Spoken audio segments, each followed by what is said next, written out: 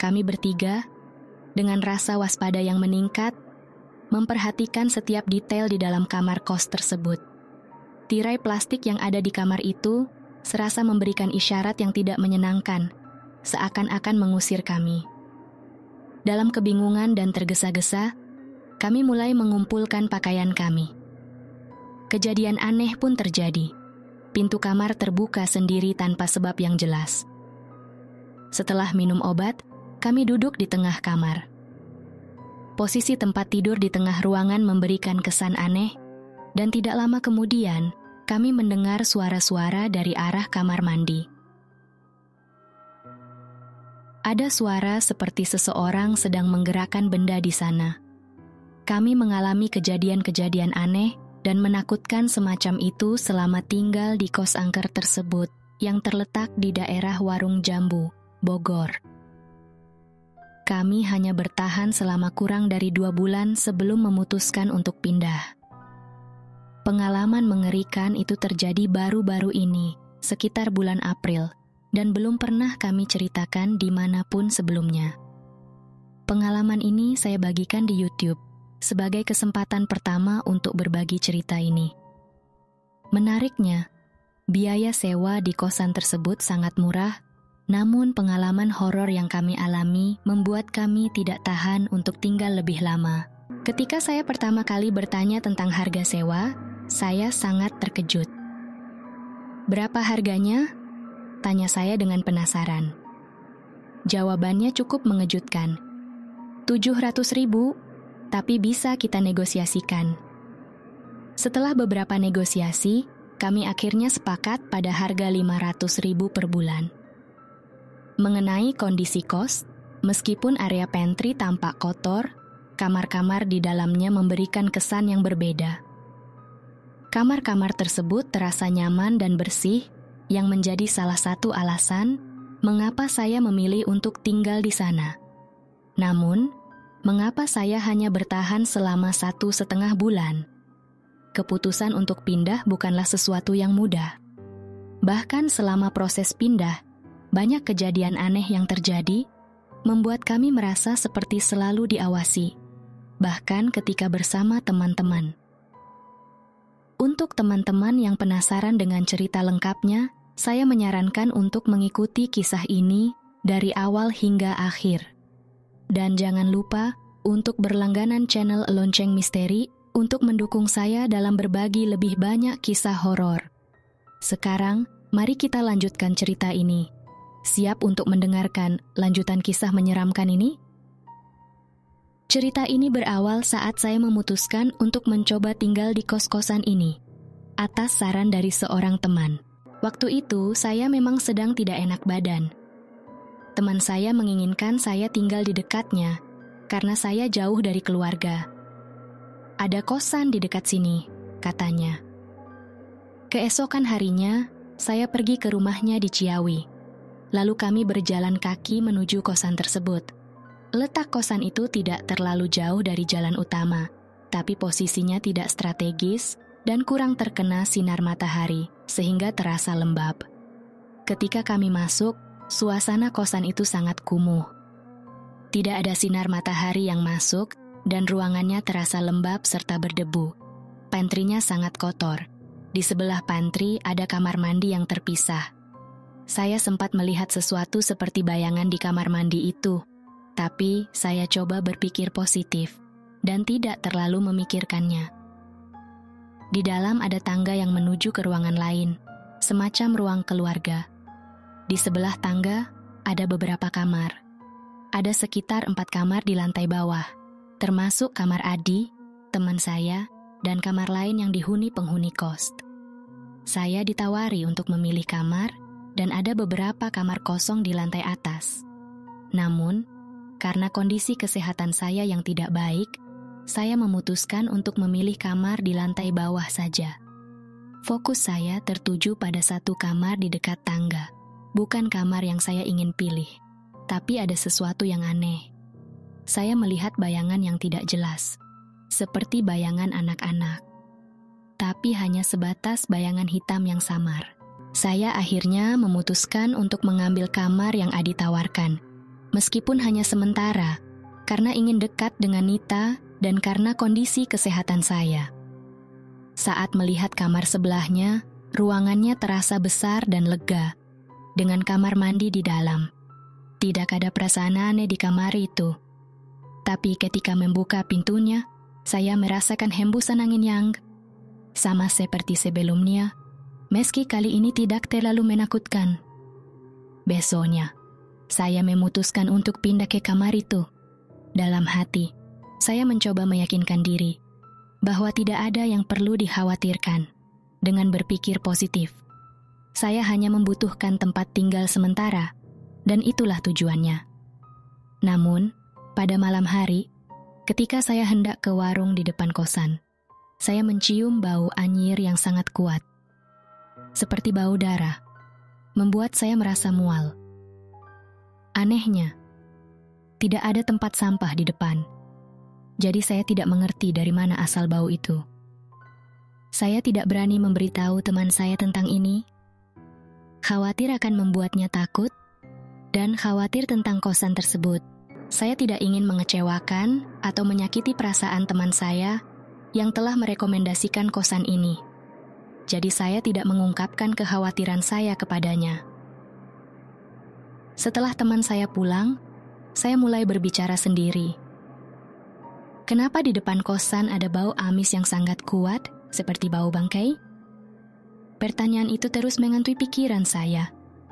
Situasi menjadi semakin aneh ketika saya mendengar suara tangisan anak kecil, sangat sedih dan menyayat hati. Teman saya yang mengetahui keadaan saya menawarkan agar saya menginap di rumahnya. Jangan tinggal sendirian di kosan kalau kamu sedang sakit, katanya. Saya pun menghabiskan 3 hari berikutnya di rumah Nita. Ketika saya kembali ke kosan pada malam hari, sekitar jam 10 malam, saya melihat sesuatu di tangga. Itu seperti sosok wanita, tapi saya tidak bisa yakin. Saya terlalu takut untuk melihat lebih dekat dan memutuskan untuk langsung menuju kamar saya. Tidak lama kemudian, Adi, penghuni lain, bertanya, apakah saya memiliki rokok? Sambil memberinya rokok, dia bercerita tentang pengalaman anehnya. Saat saya membaca Yasin di kamar saya, ada yang mengganggu. Sepertinya sosok wanita, tapi saya tidak bisa melihat wajahnya, ujar Adi. Dia juga mengatakan bahwa ada suara yang mengetuk jendela kamarnya. Kami berdua merasa takjub dan takut dengan pengalaman yang serupa. Malam itu, suara langkah kaki di tangga terdengar, padahal penghuni kamar di atas belum pulang. Saya mencoba mengabaikan suara itu, berusaha keras untuk tidak membiarkan ketakutan menguasai diri saya. Namun, di dalam kesendirian, rasa takut itu terus menghantui saya. Saat itu, kondisi kesehatan saya sedang buruk. Saya tidak ingin mendengar suara aneh atau menakutkan itu lagi, tapi suara langkah kaki itu terdengar begitu jelas dalam kesunyian dan keheningan kosan. Kosan itu terasa sangat sepi, lembab, dan kumuh. Namun, karena saya tidak ingin mengecewakan teman saya yang telah merekomendasikan tempat ini, saya memutuskan untuk tetap tinggal. Saya bertanya kepada Adi tentang jumlah penghuni di kosan tersebut. Hanya ada 5 orang, jawabnya. Ada aku, Mas, Teteh, dan 2 orang lainnya di samping kamar saya. Jadi, termasuk saya, ada 5 penghuni di kosan itu. Kebanyakan dari mereka adalah pekerja. Jadi pagi-pagi sekali mereka sudah pergi, dan baru pulang malam atau sore hari. Ada satu hari ketika saya mencoba untuk tidak memikirkan hal-hal aneh itu. Saya berpikir mungkin itu hanya halusinasi karena saya sedang sakit. Saya mencoba untuk menenangkan diri dengan mendengarkan musik dari YouTube. Tapi tiba-tiba, saya merasakan hembusan nafas yang sangat dingin di samping saya. Saya terkejut dan langsung menoleh ke kiri, tapi tidak ada siapa-siapa di sana. Saya berusaha keras untuk tetap berpikir positif dan tidak terpengaruh oleh ketakutan atau halusinasi.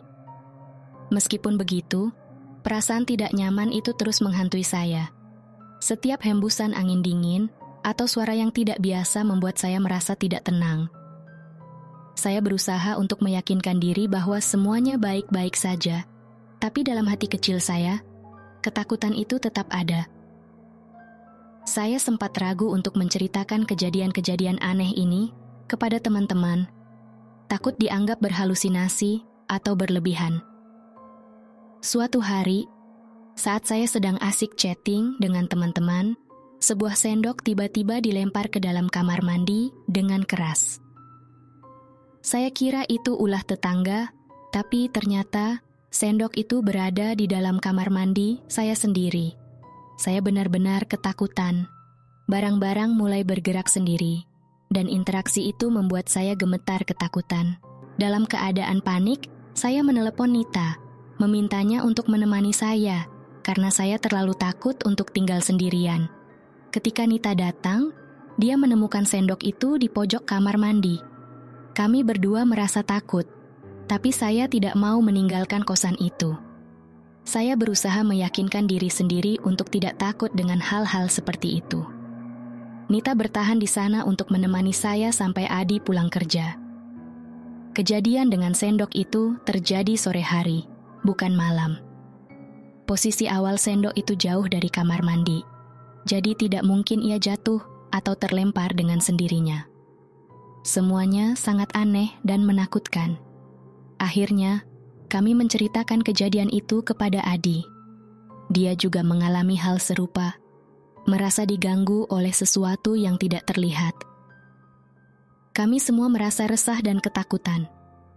Walaupun terpikir untuk pindah, tapi saya merasa itu akan terasa nanggung. Akhirnya, kami memutuskan untuk tetap tinggal dan menghadapi situasi ini sebaik mungkin. Keesokan harinya, semuanya terasa normal dan tenang, tanpa kejadian aneh. Namun, malamnya, situasi menjadi mengerikan lagi. Saat saya sedang membersihkan bekas kucing yang berantakan, saya melihat sesuatu seperti tangan muncul dari atas, mirip dengan kaki yang saya lihat di ruang tamu sebelumnya. Saya langsung terkejut dan menggugap istighfar, berusaha menenangkan diri dengan menyalakan lampu dan menutup diri dengan selimut. Nita tidak bisa menemani saya malam itu. Saya tidak bisa tidur sampai pagi. Keesokan harinya, Nita datang membawakan sarapan. Saat itu sudah memasuki bulan puasa, tapi saya tidak puasa karena masih sakit. Saat bercerita kepada Nita, dia juga mengalami kejadian aneh di kamar mandi, mendengar suara genit yang menggoda. Kamar yang awalnya saya pikir aman ternyata menyimpan ketakutan yang lebih besar.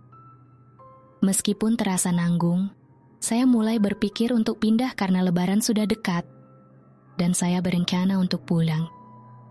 Situasi semakin aneh ketika pakar saya datang untuk menjenguk. Dia sudah tidak setuju saya tinggal di kosan itu sejak awal, merasa ada yang tidak beres. Kami mengobrol dan merasa ada suara langkah kaki di atas, dan melihat kaki di bawah gorden pintu kamar. Kami terkejut dan bingung, karena saat kami membuka pintu, tidak ada siapa-siapa di sana. Kami hanya duduk berdua, terdiam, tidak tahu harus berbuat apa dengan kejadian-kejadian aneh yang terus berlangsung di kosan itu. Saat kami melihat kaki itu, kami terpaku. Kakinya pucat, dengan noda biru seperti warna abu-abu. Dalam ketakutan, kami mulai membaca doa. Pacar saya dengan tegas menyarankan agar saya pindah dari kosan itu. "Kamu harus pindah dari sini," katanya dengan serius. Meski demikian, saya masih ragu karena merasa itu akan terasa nanggung. Keesokan harinya, ketika Nita datang, saya menceritakan kejadian itu kepadanya.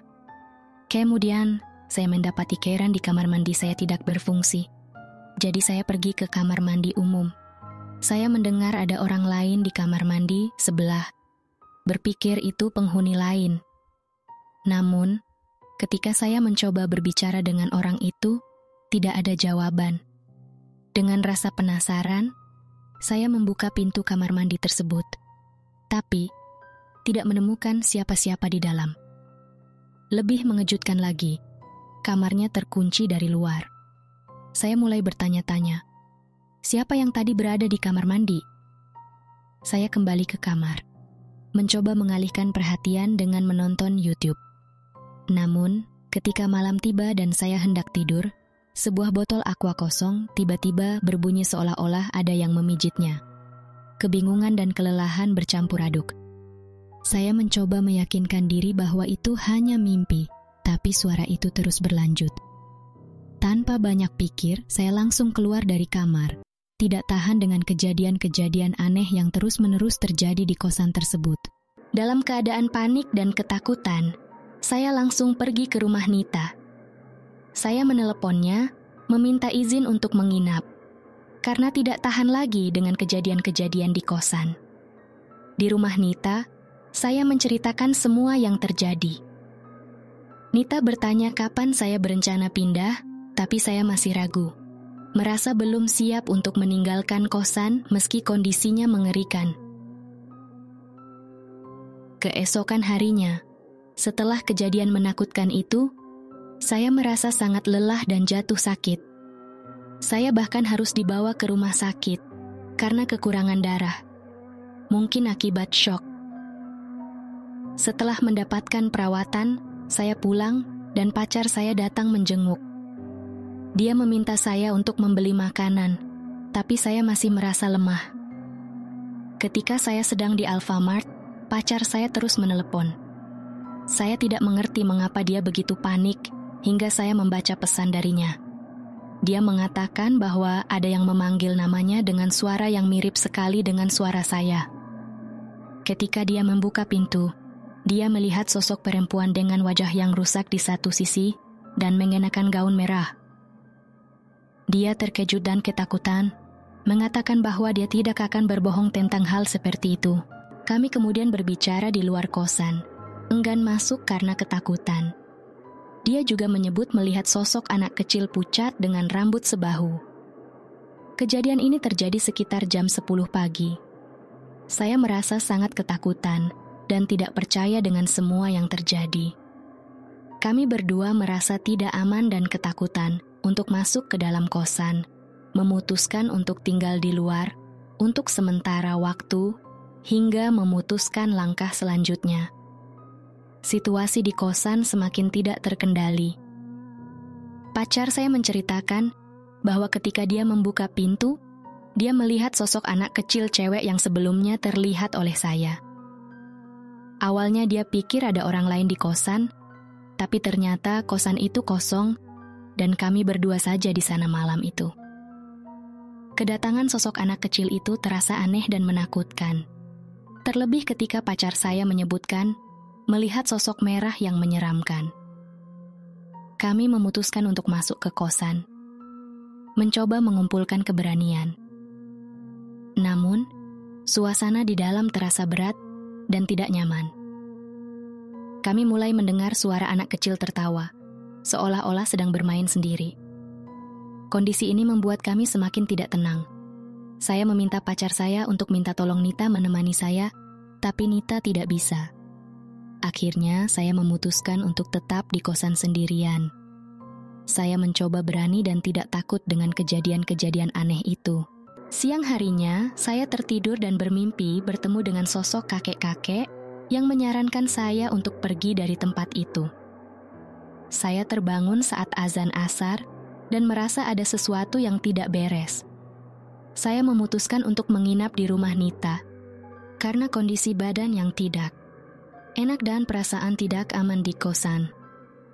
Keesokan harinya, saya memutuskan untuk kembali ke kosan untuk mengambil baju, tapi dengan rencana untuk menginap di rumah Nita lagi. Kami berencana pergi ke kosan keesokan harinya setelah saya minum obat dan duduk santai di rumah Nita. Situasi di kosan yang semakin aneh dan menakutkan membuat saya tidak tahan untuk tinggal di sana lebih lama.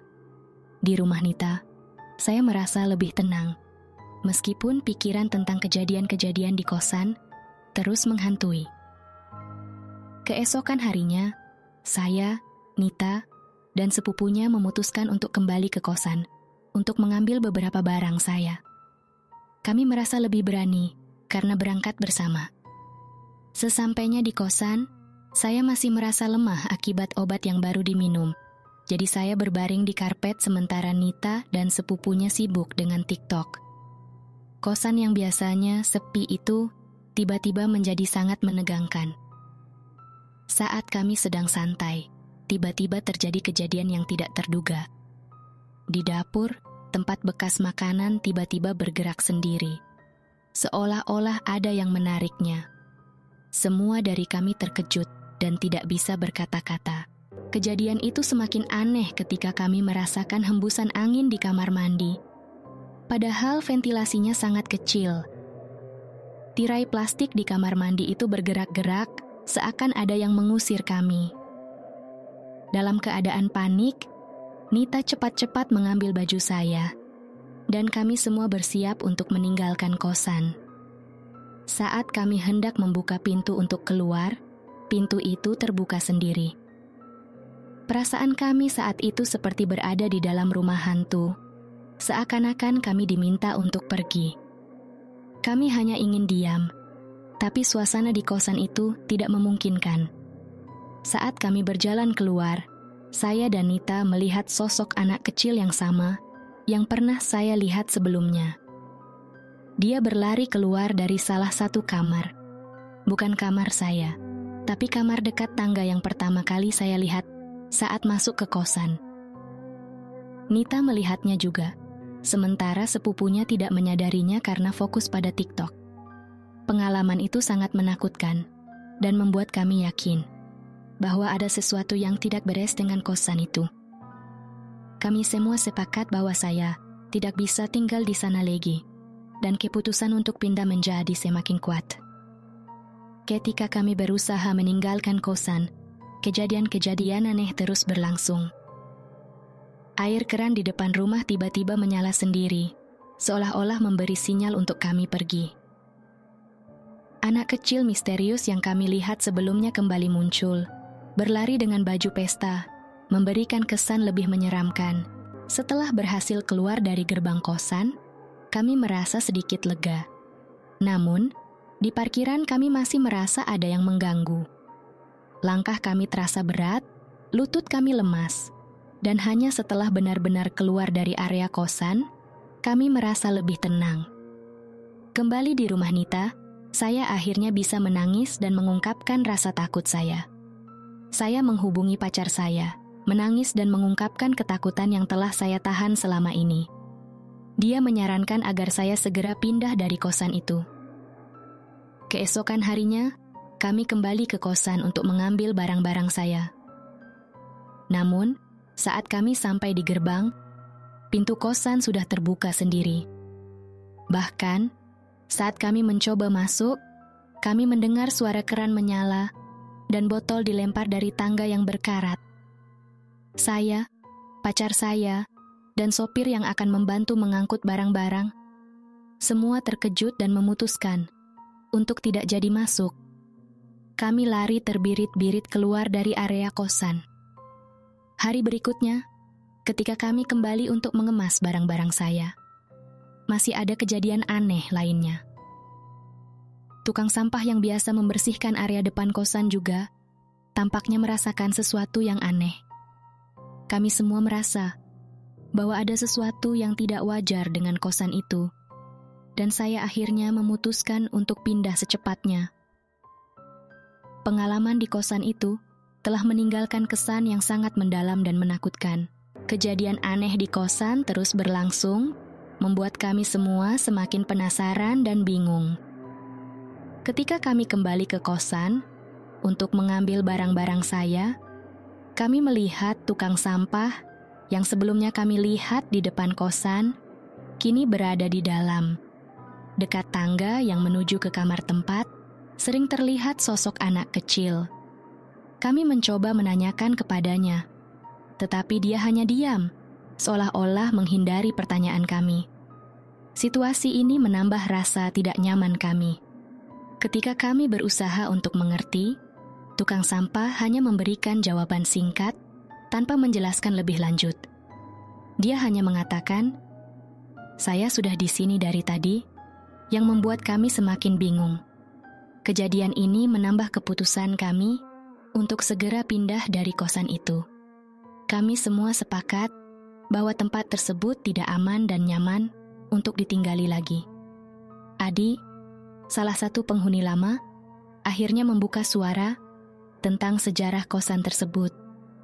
Dia mengungkapkan bahwa di salah satu kamar di kosan, tempat yang sering muncul sosok anak kecil itu, pernah terjadi kasus aborsi. Adi tidak pernah berbicara tentang hal ini sebelumnya, khawatir akan membuat penghuni lain takut dan tidak mau tinggal di sana. Kami semua merasa terganggu dengan informasi ini dan semakin yakin bahwa pindah adalah keputusan yang tepat. Kami akhirnya memutuskan untuk segera mengambil barang-barang dan pindah dari kosan Ter. Pengalaman di kosan di Warung Jambu memberi kami pelajaran berharga tentang pentingnya memperhatikan sejarah dan energi sebuah tempat sebelum memutuskan untuk tinggal. Kejadian-kejadian aneh yang kami alami bukan hanya imajinasi atau ketakutan semata, tetapi memiliki latar belakang yang lebih dalam dan kelam. Ini menjadi pengalaman yang tidak akan pernah kami lupakan dan menjadi pelajaran penting dalam memilih tempat tinggal di masa depan. Ketika Adi, yang telah menjadi penghuni setia kosan selama 9 tahun, mulai berbicara tentang pengalaman dan cerita menyeramkan yang melibatkan penghuni-penghuni sebelumnya, saya semakin memahami ketakutan yang melingkupi tempat tersebut. Kisah mengerikan tentang sebuah peristiwa tragis 5 tahun yang lalu segera muncul di benakku, dan saya merasa semakin terperangkap dalam misteri yang menyelimuti kosan ini. Kejadian itu, yang melibatkan seorang wanita yang dikabarkan mengalami aborsi, seakan menjadi awal dari semua ketakutan ini. Adi menjelaskan bahwa setelah peristiwa itu, suasana di kosan berubah drastis. Tempat yang seharusnya menjadi tempat yang nyaman untuk tinggal berubah menjadi angker dan menakutkan. Energi negatif sepertinya terus menghantui kosan itu, dan cerita horor terus bermunculan. Menurut Adi, selama 5 tahun terakhir ini, penghuni kosan ini telah menjadi saksi dari berbagai kejadian menyeramkan. Mereka sering mendengar suara-suara aneh di malam hari, dan beberapa bahkan melaporkan telah melihat penampakan-penampakan yang tidak dapat dijelaskan. Pengalaman-pengalaman ini membuat banyak orang yang tinggal di kosan tersebut merasa sangat tidak nyaman dan takut. Meskipun saya hanya datang sesekali untuk menyimpan barang-barang dan obat-obatan di kosan ini, Adi adalah salah satu penghuni yang lebih sering berada di sana sejak saya pindah. Dia mengaku bahwa pengalaman-pengalaman mengerikan ini telah meningkat sejak saya pindah ke kosan tersebut. Baginya, ini adalah pertanda bahwa sesuatu yang mengerikan mengintai di tempat ini, dan dia tidak ingin menghadapinya sendirian. Terlihatnya banyak yang memilih untuk pindah dari kosan tersebut, dan tampaknya situasinya semakin mencekam. Bahkan keluarga yang tinggal di sebelah kamar Aderi juga memutuskan untuk pindah setelah mengalami gangguan yang serupa. Mereka sepertinya tidak ingin lagi tinggal di tempat yang menakutkan seperti itu. Tentu saja, pemilik kosan pun harus menghadapi konsekuensi dari reputasi kosan mereka yang angker ini. Beberapa penghuni yang telah pindah bahkan menjual rumah mereka. Yang membuat semuanya semakin misterius adalah bahwa beberapa dari mereka yang telah pindah sepertinya tidak ingin membicarakan pengalaman mereka di kosan tersebut. Entah ada apa yang sebenarnya terjadi di sana. Yang pasti, situasi ini semakin membuat Anda merasa tidak nyaman dan takut untuk kembali ke kosan tersebut. Bahkan sampai saat ini, Anda tidak berani melewati kosan tersebut, terutama setelah melihat video yang diberikan oleh Nita. Kosan tersebut masih ada dan bahkan telah direnovasi ulang, tetapi tentu saja kenangan mengerikan masih melekat di sana. Ketika Anda memberitahu pemilik kosan bahwa Anda tidak akan lagi tinggal di sana karena merasa kosan tersebut berhantu, reaksi mereka adalah tawa. Mungkin mereka tidak memahami betapa seriusnya situasi di kosan tersebut, atau mungkin mereka hanya menganggapnya sebagai lelucon.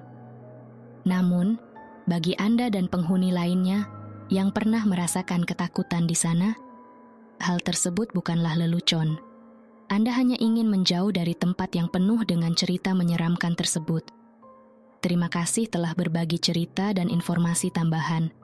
Sepertinya kisah tentang kos-kosan berhantu di daerah Warung Jambu, Bogor, cukup menarik dan misterius. Semoga dengan membagikan pengalaman ini, orang-orang dapat lebih memahami situasi yang Anda dan penghuni kosan lainnya alami.